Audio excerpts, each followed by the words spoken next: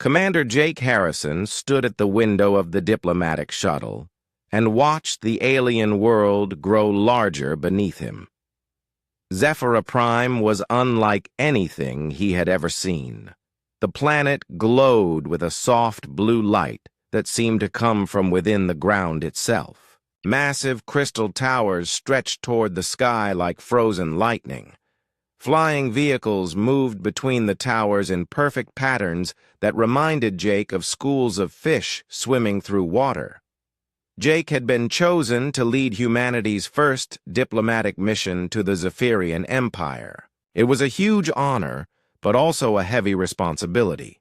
Humans had only discovered faster-than-light travel 50 years ago. Most alien civilizations saw them as newcomers who knew very little about galactic politics. The Zephyrians had ruled this part of space for thousands of years. They were one of the most powerful species in the known galaxy. The shuttle landed on a platform made of what looked like solid light. Jake straightened his dress uniform and checked his appearance one more time. His team consisted of 3 other humans, including Dr. Lisa Parker, his science officer, and Lieutenant Ryan Cooper, his security chief. They had spent months preparing for this meeting, but Jake still felt nervous. As they walked toward the palace, Jake noticed that everything around them seemed to hum with energy.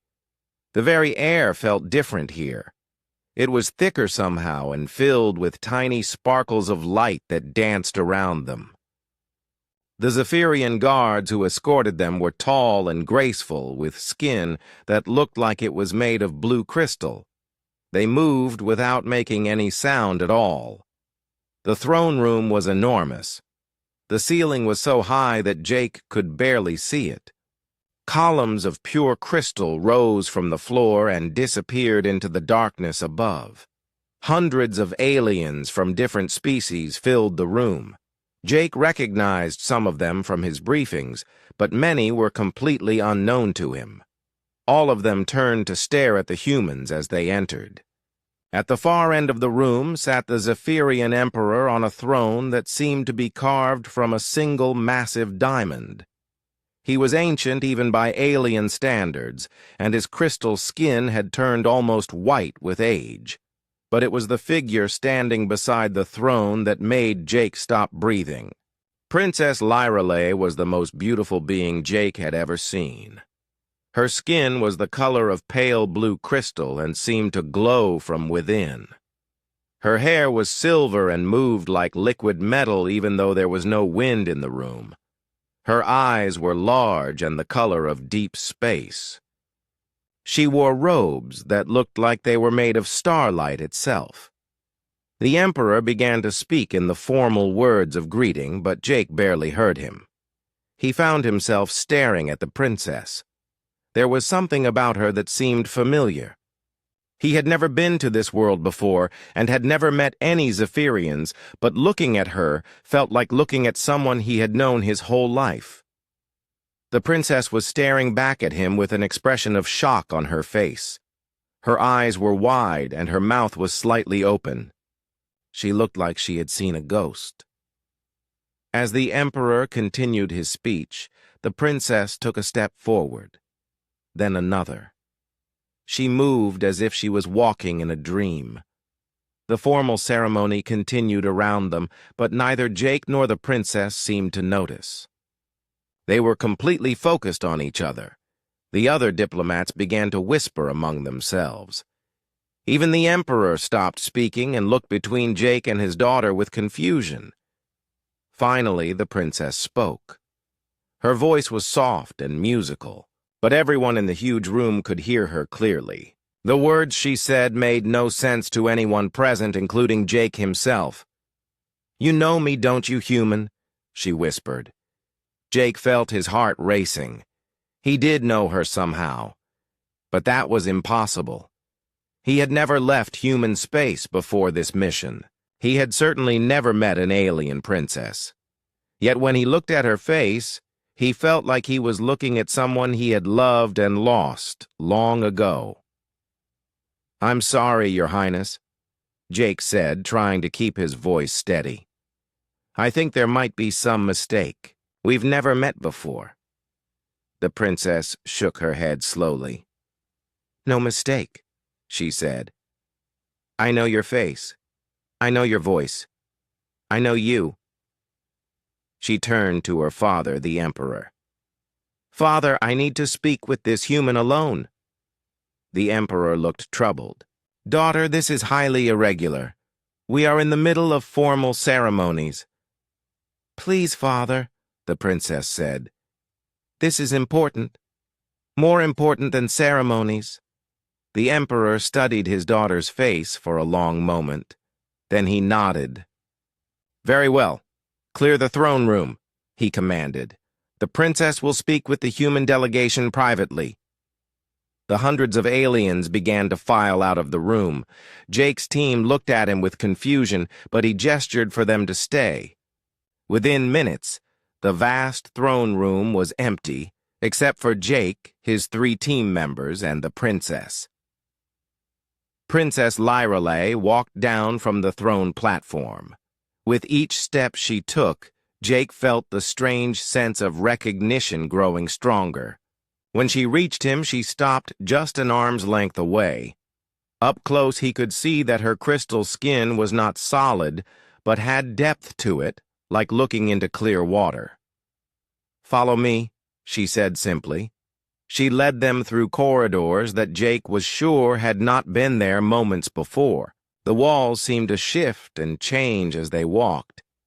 Finally, they reached a chamber that was completely different from the rest of the palace. The walls here were lined with what looked like crystal computers. Each one glowed with soft light, and Jake could hear a faint humming sound coming from them.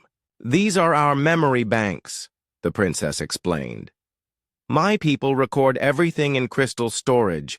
We have records going back thousands of years." She walked to one of the larger crystals and placed her hand on its surface. "Some memories are older than others. Some we have tried to forget." The crystal began to glow brighter under her touch. Images started to form in the air above it. Jake gasped when he saw what the crystal was showing them. It was him. Not someone who looked like him, but actually him. Same face, same hair, same eyes. The figure in the crystal wore a different uniform and stood on the bridge of a ship that was far more advanced than anything humans had ever built. The technology around the figure was completely beyond anything Jake had ever seen. 12,000 years ago, the princess said softly, humans came to our world. They saved us from destruction. They saved many worlds. And then one day they simply vanished. All of them, gone without a trace. She turned to look at Jake again. "But you came back, didn't you? You came back to us." Jake stared at the image floating above the crystal. The figure moved and spoke, but Jake could not hear the words. Still, something deep inside him stirred when he watched. It was like remembering a dream that had been almost forgotten. "This is impossible," Dr. Parker said. "Humans didn't have space travel 12,000 years ago. We barely had writing." The princess smiled sadly. "Many things are possible that we choose not to remember," she said. "Your people taught us that lesson long ago." The crystal memory bank filled the chamber with brilliant light as Princess Lyrelay activated more of its functions. Jake watched in amazement as the holographic images became clearer and more detailed. The figure that looked exactly like him was now moving through what appeared to be a massive space station. The technology around him was far beyond anything modern humans had ever dreamed of. His name was Captain Alex Morgan, the princess said as she watched the images with Jake. "He commanded the human fleet that came to save us during the Devourer War." She touched another crystal, and new images appeared. These showed space filled with thousands of ships in formation.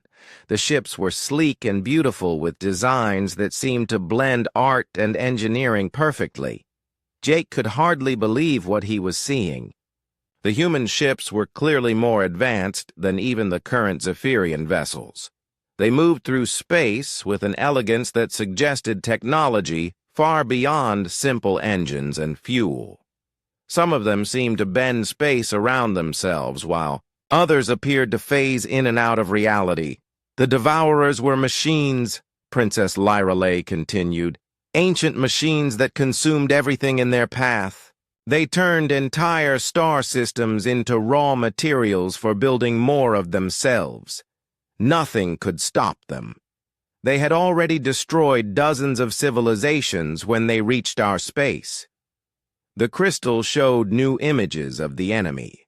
The Devourers looked like geometric shapes made of dark metal. They were massive beyond belief. Single Devourer units were larger than cities. They moved through space in perfect formations, consuming planets and stars as they went. Behind them, they left only empty space. "Our ancestors were young then," the princess said. "We had just learned to travel between stars. Our weapons were primitive. Our ships were slow. When the Devourers came, we knew we would all die." She looked at Jake with eyes that seemed to hold centuries of memory. Then the humans arrived. The images changed to show the battle. Human ships engaged the Devourers in combat that defied everything Jake thought he knew about space warfare. The human vessels seemed to dance around their enemies, striking from impossible angles and disappearing before the Devourers could respond. Weapons of pure energy lanced out from the human ships, turning the massive machines into clouds of glowing debris. But it was not just the technology that amazed Jake. It was the way the humans fought. They protected the Zephyrian ships, even when it put their own vessels at risk. They evacuated civilian populations from threatened worlds. They shared their advanced medical technology to help wounded aliens. They fought not as conquerors, but as protectors. Captain Morgan personally rescued my ancestor, Princess Zara, during the final battle, Lyrelay said. The crystal showed a human figure in combat armor carrying a wounded Zephyrian through a burning city. She was trapped when the Devourers attacked our homeworld. He could have left her to save himself, but he didn't. He carried her to safety and stayed with her until she was healed. Dr. Parker was scanning the images with her instruments. "The quantum signatures are genuine," she said with disbelief in her voice. "These recordings are really 12,000 years old." "But Jake, this is impossible. Human civilization wasn't even agricultural at that time period." Lieutenant Cooper was studying the tactical displays.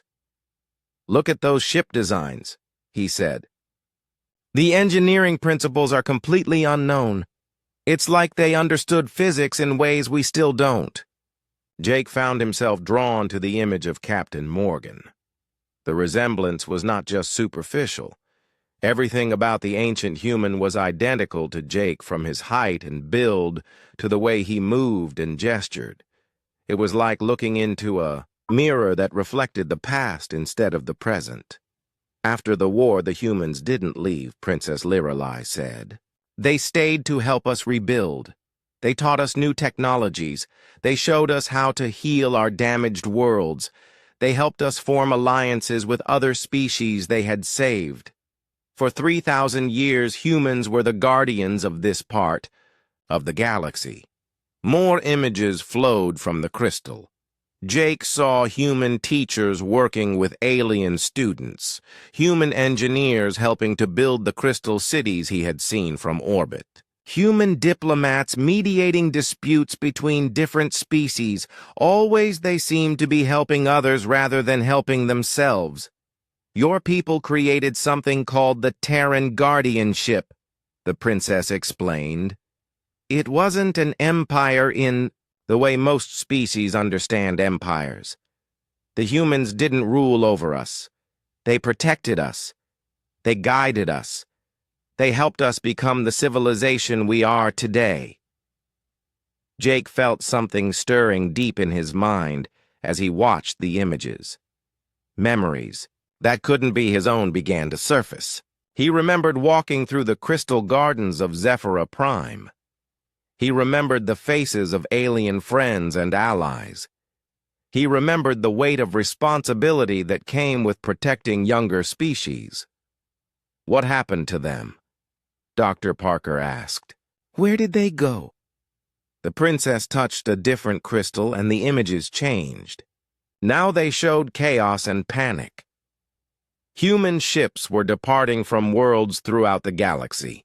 Space stations were being abandoned. The humans were leaving as quickly as they had once arrived, but now there was desperate urgency in their movements. They never told us why, the princess said sadly. One day they simply announced that they had to go. They destroyed their bases and installations. They wiped their databases clean. Within a few months, every human in this part of the galaxy was gone.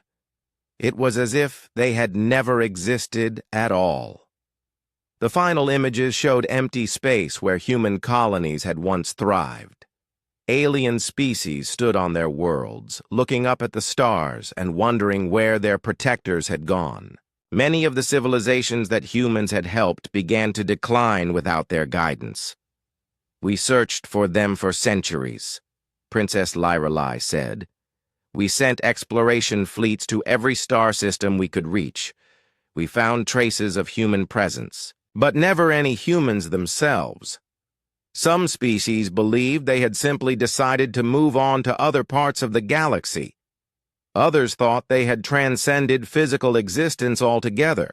Jake was beginning to understand something terrible. They didn't choose to leave, did they? He said. Something forced them to go. The princess nodded. We suspected as much, but we could never prove it. The humans were powerful beyond our understanding. What could threaten beings who had defeated the Devourers? Dr. Parker was analyzing the data from her scans. Jake, I'm reading quantum resonance patterns in your brain that match the signatures from these recordings. It's like your neural pathways are somehow connected to this ancient human. That's impossible, Lieutenant Cooper said.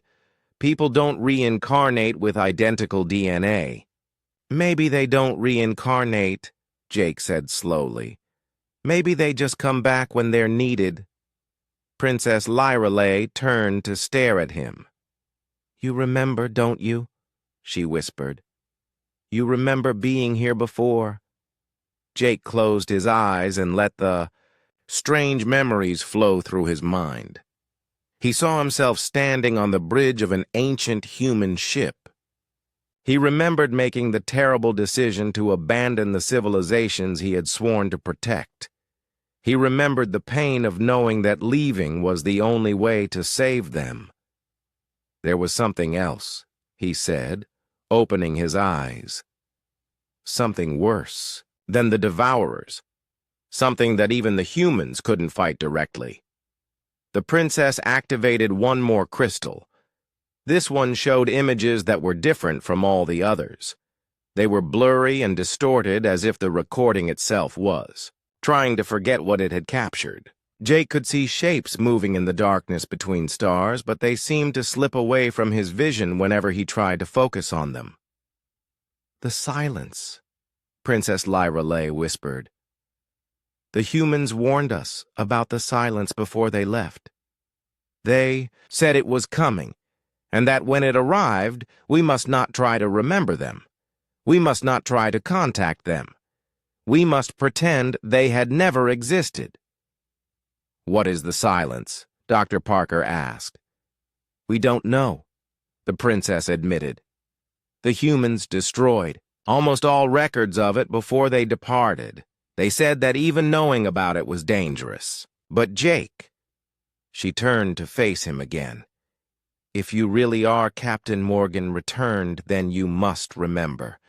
You must know what it is and why the humans had to leave. Jake felt the ancient memories pressing against his consciousness like water against a dam. He knew that if he let them fully surface, he would remember everything. But he was afraid of what he might learn. Some knowledge was too dangerous to possess. "The galaxy is in danger, isn't it?" he said. "That's why I'm here. That's why—" "You recognized me. It's starting again." Princess Lyrelay nodded gravely. "Strange things have been happening throughout our space. Ships disappearing without distress calls. Entire colonies forgetting their own histories overnight. Star systems vanishing from our navigation charts as if they never existed.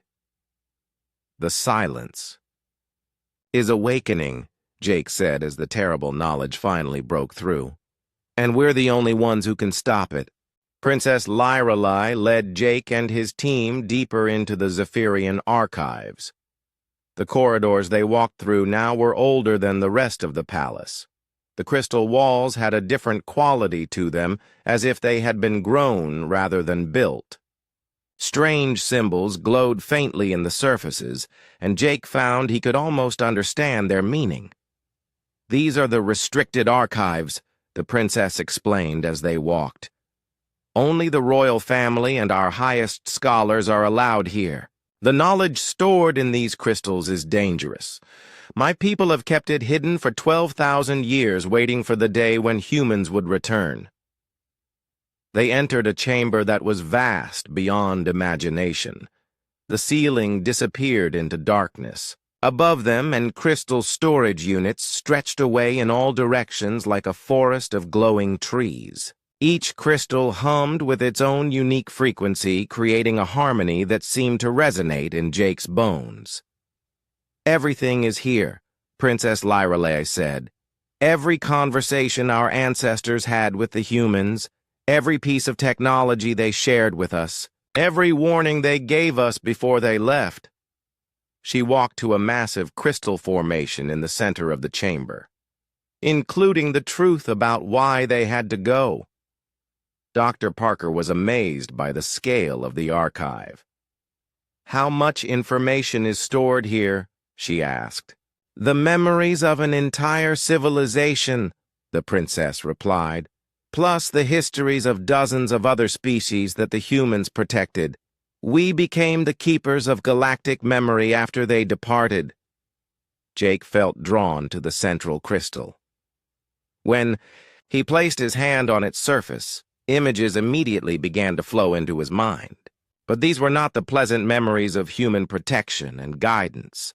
These were darker visions filled with terror and desperation.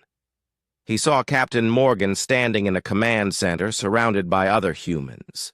Their faces were grim and their voices urgent as they discussed something called Project Sanctuary. Jake realized he was seeing the final days of the Terran guardianship when the humans were preparing to abandon everything they had built.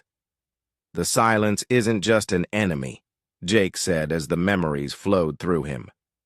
"It's something far worse. It doesn't just destroy civilizations, it makes them never have existed at all."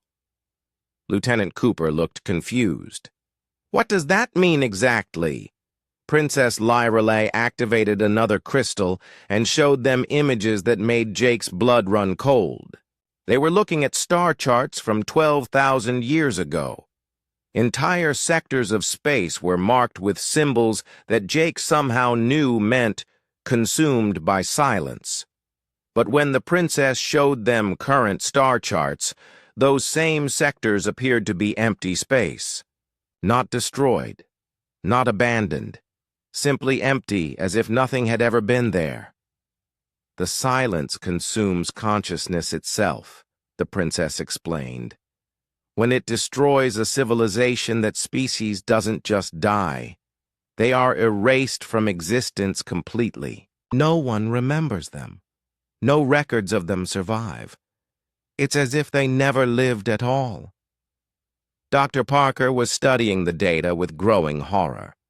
"That's impossible. You can't erase something from history without leaving traces."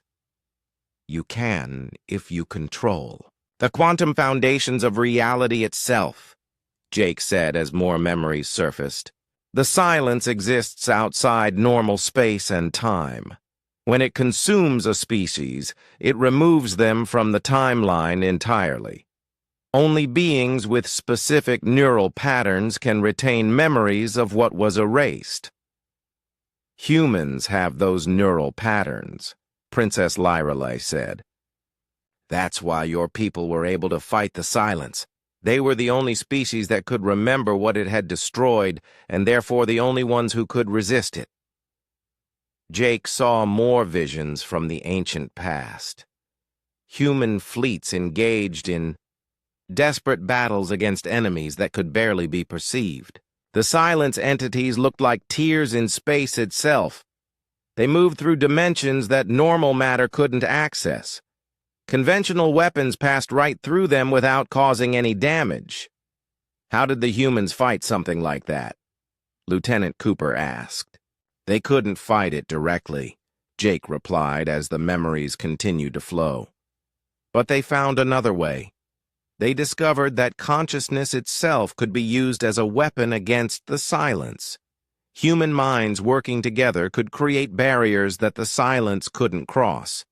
The princess activated a new section of the Crystal Archive. The images now showed human scientists working frantically in vast laboratories. They were building something enormous and complex. Jake recognized it immediately, even though he had never seen it before. "The memory lock," he whispered. "Yes," Princess Lyreley said. "The human's final gift to the galaxy. A quantum field generator that could hide entire civilizations from the silence's perception. But activating it required a terrible sacrifice." Jake watched as his ancient self, Captain Morgan, stood before the completed memory lock.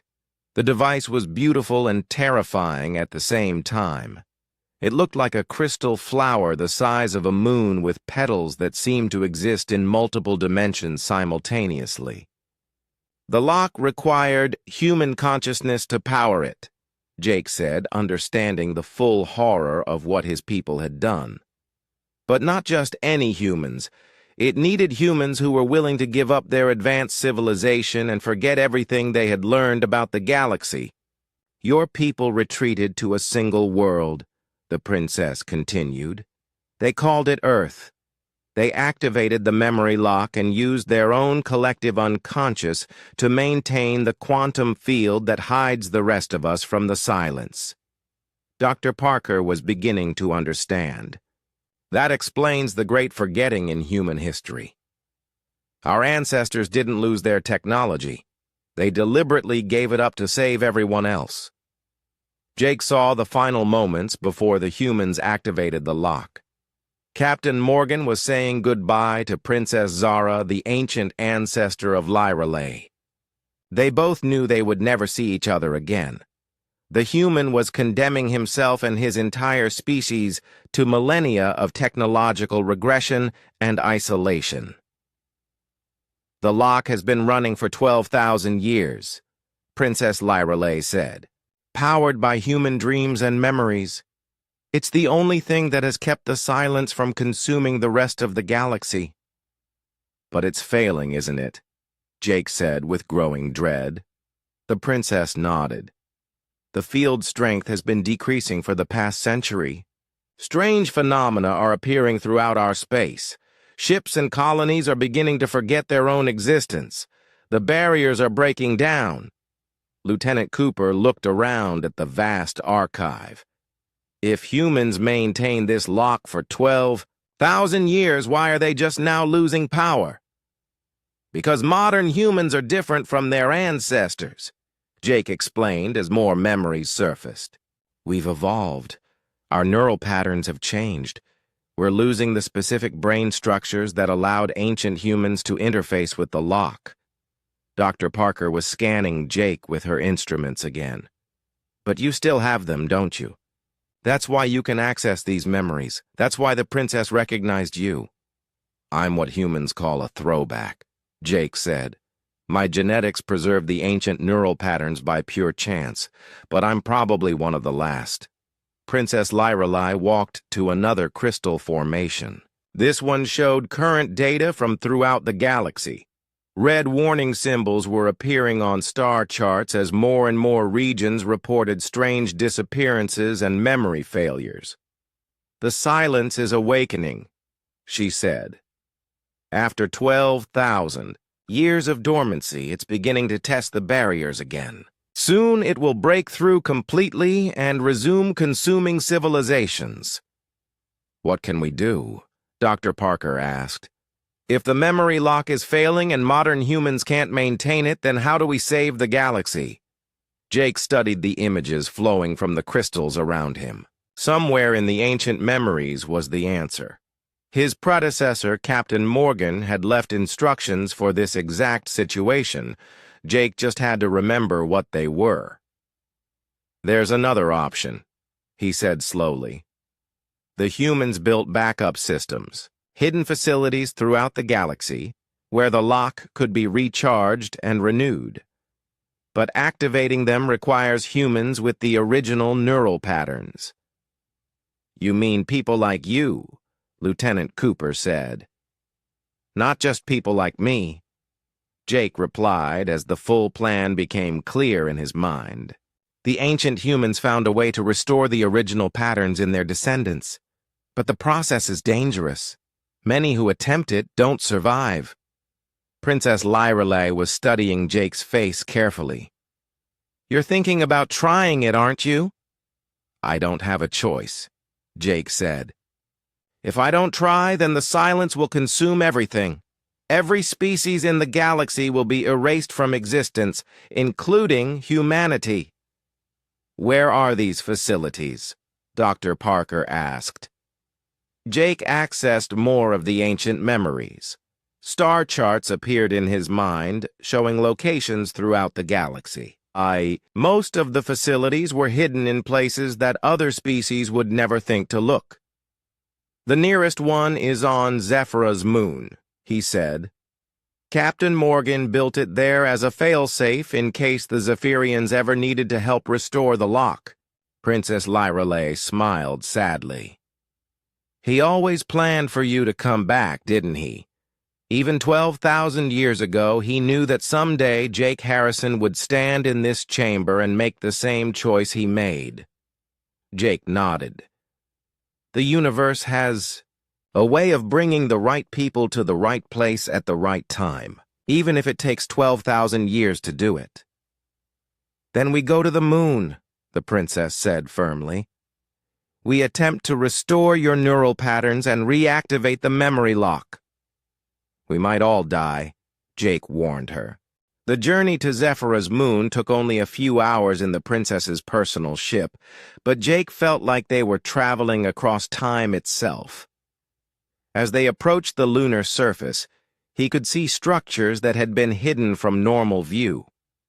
The ancient human facility was vast and beautiful, built into the moon's crystal caves like a jewel set in stone.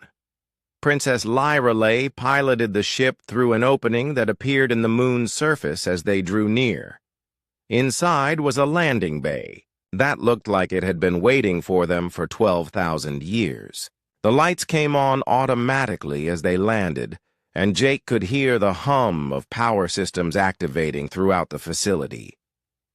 "The base recognizes you," Dr. Parker said as she watched her instruments. "The quantum signatures are responding to your neural patterns." Jake stepped out of the ship and immediately felt the familiar sensation of coming home. The corridors looked exactly as he remembered them, even though he had never been here before. His feet carried him automatically toward the facility's center, while the others followed behind. "This place is incredible," Lieutenant Cooper said, looking around at the crystalline walls. "The engineering is beyond anything we've ever seen. How did they build something like this 12,000 years ago?" "The same way we're going to save the galaxy now," Jake replied. "With determination and the willingness to sacrifice everything for others." They reached the heart of the facility. and found themselves in a chamber that took Jake's breath away. The awakening chamber was a sphere of pure crystal, suspended in the center of a vast room. Energy patterns flowed through its transparent walls like liquid light. Jake could feel the power radiating from it, even from across the room. This is where Captain Morgan underwent the original transformation, Princess Lyrelai explained. Where he became the first human guardian of the galaxy. The process changed him from an ordinary starship captain into something far greater. Dr. Parker was scanning the chamber with her instruments. "The energy readings are off the charts," she said. "This thing is tapping directly into the quantum foam that underlies reality itself. Jake, I'm not sure human physiology can survive exposure to forces like this." "Ancient humans survived it," Jake said, walking closer to the chamber. "That means modern humans can too. We just have to remember how." The chamber opened as he approached. Inside was a chair that looked like it had been grown from a single crystal. Neural interface cables hung from the ceiling like silver vines. Jake could see that the entire interior was designed to completely surround and connect with a human nervous system. "The process will take several hours," Princess Lyrelai said. "During that time, your consciousness will be merged with the quantum patterns stored in the facility's memory banks. You'll experience every moment of Captain Morgan's life as if it were your own. But Jake, you need to understand that some people who attempt this awakening don't come back the same. Some don't come back at all." Lieutenant Cooper stepped forward. "Sir, maybe we should look for another option. There has to be another way to recharge the memory lock without risking your life." Jake shook his head. "There is no other way, Ryan. The lock requires specific neural patterns to function, and I'm the only human alive who has them. If I don't attempt this awakening, then the silence will consume the galaxy within a few months." Dr. Parker was still studying the chamber. "What if we could find other humans with the right genetics?" she asked. "We could search Earth for people with throwback neural patterns like yours."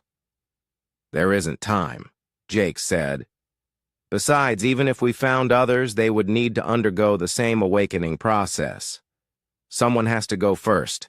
Someone has to prove it. Can be done." Princess Lyrelai walked to a control panel that had remained dark for millennia. As she touched it, the systems came to life responding to her royal genetic codes. "The ancient humans gave my family access to this facility in case of emergency," she said. "They trusted us to help when the time came."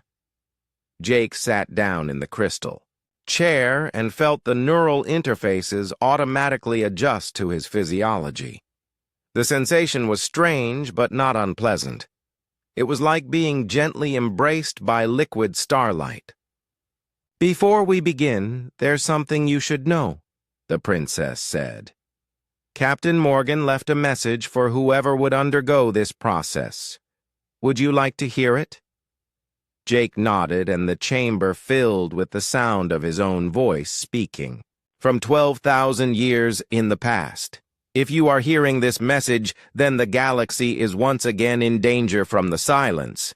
You are probably afraid. You are probably wondering if you have the strength to do what must be done. I want you to know that you do. The courage that brought you to this place is the same courage that has always defined humanity. You are not just fighting for your own species. You are fighting for every conscious being in the universe. That is a burden worth carrying no matter what the cost." The ancient voice paused, and when it continued, Jake could hear the weight of terrible knowledge in it. "The awakening process will show you things that will break your heart. You will see civilizations that could have been saved if we had been stronger. You will feel the guilt of choices that led to countless deaths. You will carry the memories of failure alongside the memories of victory, but you will also understand something that makes it all worthwhile. Every sacrifice we make gives others the chance to grow and become something beautiful. The galaxy is worth saving not because it is perfect, but because it has the potential to become perfect. The message ended, and Jake felt a sense of peace settle over him. His ancient predecessor understood exactly what he was facing, because he had faced the same choice millennia ago. "Are you ready?" Princess Lyrelay asked. "As ready as anyone can be for something like this," Jake replied. She activated the awakening sequence, and Jake felt the chamber begin to hum with power. Energy flowed through the neural interfaces and into his mind. At first, there was only a gentle tingling sensation, but gradually it became more intense. Then the memories began. Jake found himself standing on the bridge of an ancient starship, watching the first contact with an alien species. He felt Captain Morgan's excitement and wonder at discovering that humanity was not alone in the universe. The emotions were so vivid that Jake had to remind himself they weren't his own. More memories followed in rapid succession. Jake experienced the first battles against hostile alien forces. He felt the weight of command as young human officers looked to him for guidance. He made split-second decisions that saved lives and agonized over choices that led to deaths. The memories began to come faster. Jake lived through years of exploration and discovery as humanity spread across the galaxy. He experienced first contact with dozens of species, including the Zephyrians. He felt Captain Morgan's love for Princess Zara and the pain of knowing their relationship was doomed by the vast differences between their species. Then came the war with the Devourers. Jake felt the terror of facing an enemy that seemed unstoppable.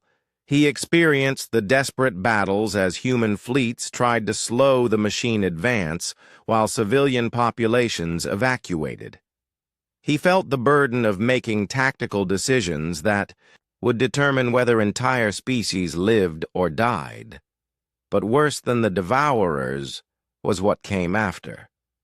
Jake experienced Captain Morgan's first encounter with the silence and the cosmic horror of watching entire star systems simply cease to exist. He felt the growing realization that humanity faced an enemy beyond their ability to defeat through conventional means. The memories showed him the development of the memory lock and the terrible choice that its use required. Jake experienced Captain Morgan's anguish as he realized that saving the galaxy meant condemning humanity to thousands of years of isolation and primitive technology. He lived through the final days of the Terran guardianship as the humans prepared to abandon everything they had built. He felt Captain Morgan's last conversation with Princess Zara as they said goodbye, knowing they would never meet again. He experienced the activation of the memory lock and the gradual fading of human consciousness as his people retreated to their sanctuary world. Finally, the modification of the awakening chamber took 8 hours of intense work. Jake found that his enhanced consciousness could interface directly with the ancient technology, making adjustments that would have taken teams of engineers weeks to complete. Princess Lyrelay worked beside him, learning the systems with an intuitive understanding that surprised even Jake. "Your people designed this technology to be adaptable," she said as they calibrated the neural interfaces for Zephyrian physiology. Captain Morgan knew that someday other species might need to undergo the awakening process. He was always thinking ahead, Jake replied, accessing memories that spanned both lifetimes. Even 12,000 years ago, he understood that humanity couldn't protect the galaxy alone forever. The guardianship was always meant to evolve. Dr. Parker monitored their progress with growing amazement. "The integration between human and Zephyrian technology is seamless," she observed. "It's like they were designed to work together from the beginning." "Maybe they were, Lieutenant Cooper suggested. Maybe the ancient humans knew this day would come. When the modifications were complete, Princess Lyrelei took her place in the crystal chair. The neural interfaces adjusted to her alien physiology, extending crystalline tendrils that merged with her natural bioluminescent patterns. She looked beautiful and terrifying, surrounded by the flowing energy. "Are you certain about this?" Jake asked one final time. "Once we begin the process, there's no turning back."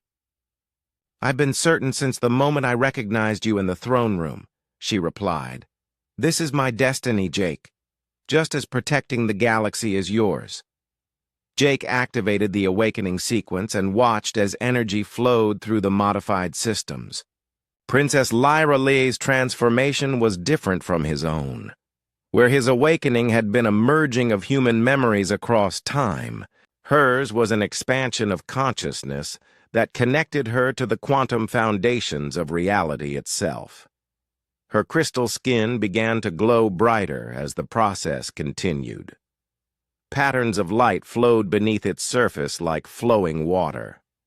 Her silver hair moved as if touched by solar winds. Most remarkably, her eyes began to shimmer with the same quantum energy that Jake could now perceive flowing through all things.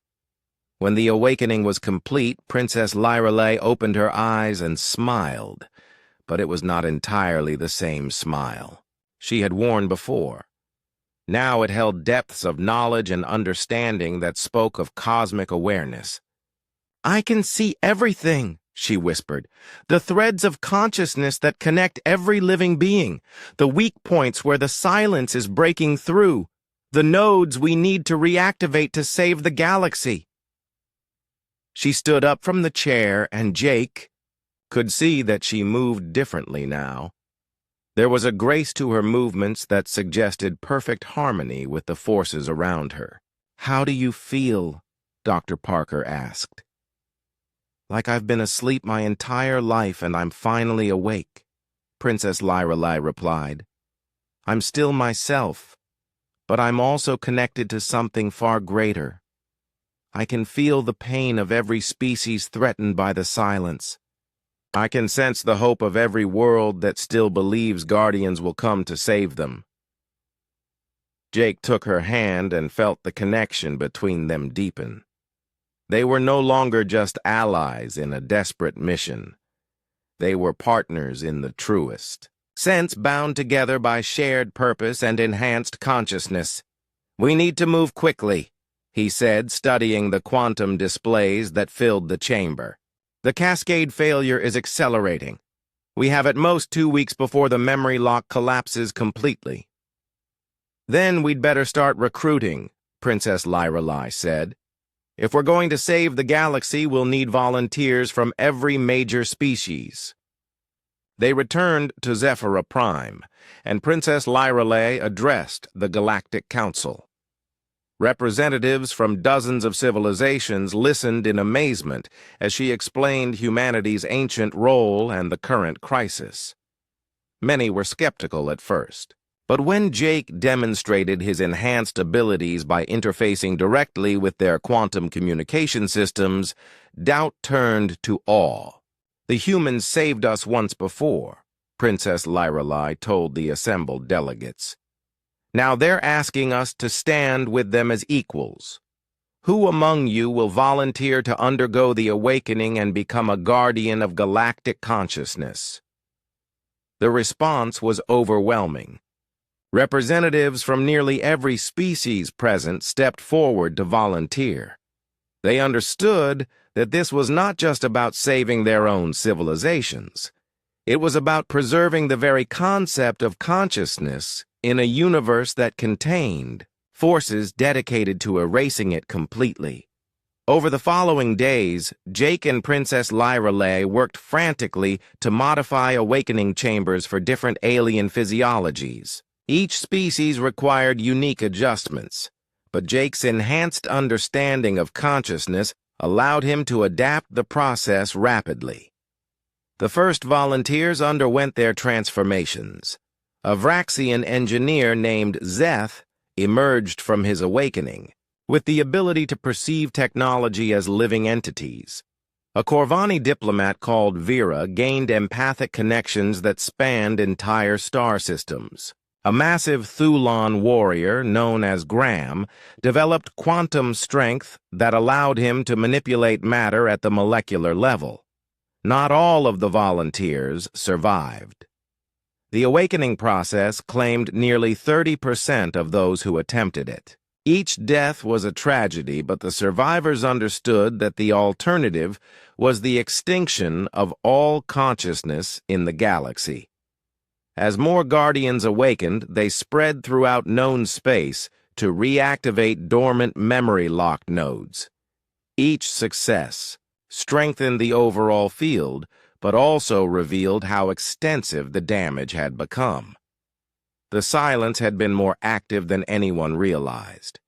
Entire sectors had already been partially consumed, with their histories becoming uncertain and their populations forgetting crucial aspects of their own cultures. Jake led a team to the galactic core where the primary memory lock generator lay hidden. The journey took them through regions of space where reality itself had become unstable. They encountered phenomena that defied description as the boundaries between dimensions weakened. The silence isn't just breaking through randomly, Princess Lyrelay observed as they navigated a nebula where time flowed backward. It's targeting specific weak points in the quantum substrate. Someone or something is guiding its assault. Not someone, Jake said as ancient memories provided terrible insight. Something far worse. The silence isn't just a natural force. It's guided by intelligences that exist outside our reality. Beings that view consciousness as a disease to be cured. They reached the galactic core and found the primary generator exactly where Captain Morgan's memories indicated it would be. The device was massive beyond imagination, built into the gravitational well of the galaxy's central black hole. It had been running continuously for 12,000 years, drawing power from the cosmic forces that held the galaxy together. But now it was failing. Jake could see cracks in the quantum substrate where the silence was breaking through. Reality itself was becoming unstable as the fundamental forces that maintained the memory lock weakened. "We need to reactivate the generator manually," he told his team. "But the process requires multiple Guardians working in perfect harmony. Any mistake could destabilize the black hole and destroy the entire galactic core." Princess Lyrelay placed her hand on his shoulder. "Then it's a good thing we're not doing this alone," she said. Throughout the galaxy, other Guardian teams were simultaneously activating secondary nodes. Jake could feel their consciousness through the quantum connections that linked all awakened beings. Dozens of species working together with perfect coordination to save everyone. The reactivation sequence began. Jake and Princess Lyrelay merged their consciousness with the primary generator, while Guardian teams throughout the galaxy synchronized their efforts. Energy flowed through quantum channels that spanned millions of light years. The memory lock field began to strengthen and stabilize, but the silence fought back. Jake felt alien intelligences pressing against his mind, trying to break his concentration. These were the beings that guided the silence entities that existed in dimensions where consciousness itself was considered an aberration. They had been patient for 12,000 years, but now they were angry. "Hold the connection," Jake commanded through the quantum link to all Guardians. "Don't let them break through." The battle was fought on levels that had no physical reality. Consciousness itself became the battlefield as the Guardians struggled to maintain the memory lock against forces that sought to erase the very concept of thought and awareness. Princess Lyrelay's enhanced empathy proved crucial. She could feel the pain and fear of every threatened being in the galaxy, and she used those emotions to strengthen the Guardians' resolve. Love and determination became weapons against entities that understood only extinction. Finally, the primary generator stabilized. The memory lock field regenerated to full strength, creating barriers that the silence could not cross. Throughout, the galaxy reality reasserted itself as quantum stability returned. Jake and Princess Lyrelei emerged from the generator chamber changed once again. The effort had merged their consciousness so completely that they were no longer entirely separate beings. They could function independently, but part of them would always be connected. "Is it over?" Dr. Parker asked, as the Guardian teams reported successful reactivation of nodes throughout the galaxy.